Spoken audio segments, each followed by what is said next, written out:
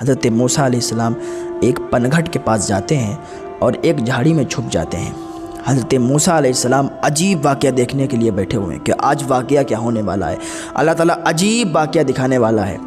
ادھر سے ایک گھڑ سوار نکلا، اس نے پانی پیا، پانی پینے کے بعد وہاں سے چلا گیا۔ اس کے پاس ایک اشرفیوں کی تھیلی تھی، اس کی وہ تھیلی وہیں پر گر گئی۔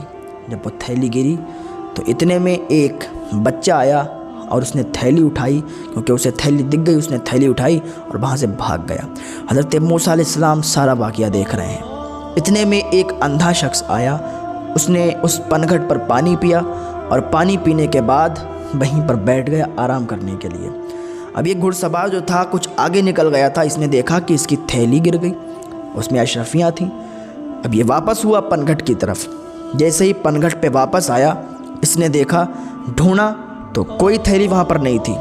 اب جب تھیلی نہیں ملی تو اس نے اس اندھے انسان سے پوچھا کہ آپ مجھے یہ بتائیے، یہاں پر میری تھیلی گر گئی تھی، کیا آپ نے اس تھیلی کو اٹھایا؟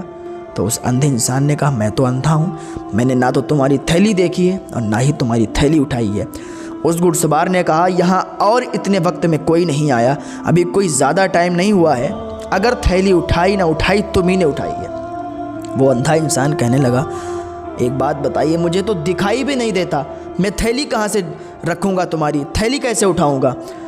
اس گھڑ سوار نے ایک بات بھی نہیں مانی، اپنی تلوار نکالی اور اس اندھے انسان کو مار دیا، اس کا قتل کر دیا، وہ وہیں پر مر گیا۔ جب وہ مر گیا اور وہ گھڑ سوار بھی وہاں سے چلا گیا، حضرت موسیٰ علیہ السلام نے ایک عجیب واقعہ دیکھا۔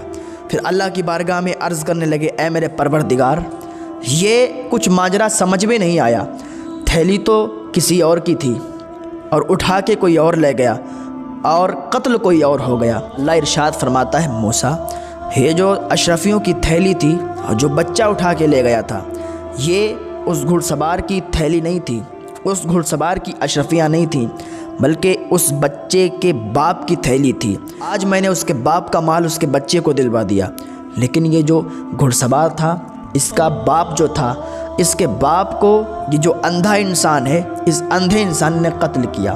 جب اس کی آنکھیں صحیح تھیں، جب یہ صحیح و سالم تھا، تو گھڑ سوار کے باپ کو اس اندھے انسان نے قتل کیا۔ آج میں نے اس کے بیٹے گھڑ سوار سے اس اندھے انسان کا قتل کروا دیا، یعنی بدلہ ہو گیا۔ اندھے انسان نے گھڑ سوار کے باپ کو مارا اور گھڑ سوار نے اندھے انسان کو قتل کر دیا۔ تو پتہ کیا چلا کہ انسان دنیا میں کتنا بھی گناہ کرے، کتنے بھی لوگوں کو ستائے، اللہ تعالیٰ بدلہ ضرور دلواتا ہے۔